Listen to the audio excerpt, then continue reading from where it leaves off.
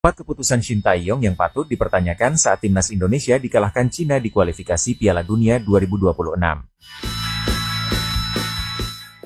Timnas Indonesia menderita kekalahan dengan skor 1-2 saat menghadapi Cina di putaran ketiga kualifikasi Piala Dunia Zona Asia, dan sejumlah keputusan Shin Tae-yong mengundang tanda tanya. Skuad Garuda bertamu ke Qingdao Youth Football Stadium pada Selasa, 15 Oktober 2024, malam WIB, dengan harapan untuk meraih 3 poin penuh. Namun, skuad Garuda justru kandas dari Cina, yang sebelumnya menderita kekalahan 3 kali melawan Jepang, Arab Saudi, dan Australia. Dalam laga tersebut, ST mengubah cukup banyak komposisi pemainnya dari pertandingan sebelumnya kontra Bahrain. Jordi Amat yang mengalami cedera dan harus dipulangkan ke klubnya digantikan posisinya sebagai bek tengah oleh Kelvin Verdong. Kemudian, posisi Kelvin Verdong di pos bek sayap kiri diisi oleh Shain Patinama yang pada laga sebelumnya dicadangkan oleh Shin Tae-yong. Lalu, Sandy Walsh pun digantikan oleh Asnawi Mangkualam di posisi bek kiri pertahanan timnas Indonesia. Tom Haye dan Malik Rizaldi yang pada laga sebelumnya disimpan oleh Shin Tae-yong di babak pertama. Mereka posisinya digantikan oleh Nathan Choeon dan Witan Sulaiman yang bermain sebagai starter. Keputusan tersebut tampaknya belum berjalan cukup baik, karena terlihat permainan Indonesia tidak sebaik di laga kontra Bahrain. Puncaknya pada menit ke-21, timnas Indonesia harus kebobolan lewat sontekan Behram Abdueli usai memaksimalkan umpan Jiang Shenglong. Gol tersebut langsung jadi sorotan para netizen lantaran tercipta akibat kesalahan pemain bertahan timnas Indonesia. Sementara itu, pada babak pertama ini timnas Indonesia kembali kebobolan untuk kali kedua di menit 44. Kali ini giliran Zhang Yuning yang berhasil memaksimalkan umpan terobosan Gao Zhunyi. Skor berubah 2-0 dan bertahan hingga babak pertama berakhir. Timnas Indonesia pun tertinggal saat jeda turun minum.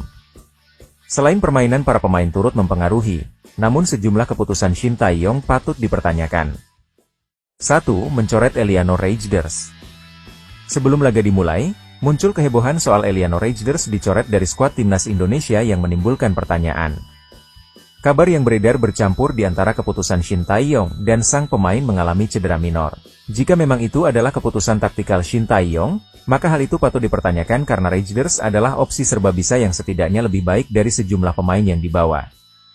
2. Mencadangkan Rizky Ridho.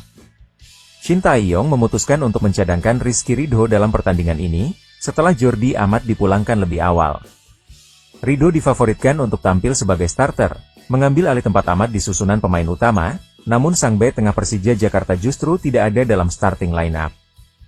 Di babak kedua, setelah Ridho diturunkan, pertahanan timnas Indonesia terlihat lebih baik, meski harus mengorbankan Mees Hilgers ke bangku cadangan. 3. Menaruh Kelvin Verdong sebagai bek tengah. Shin Tae-yong memilih untuk memainkan Kelvin Verdong sebagai bek tengah meskipun sang pemain Ene Nijmegen sejatinya adalah bek kiri.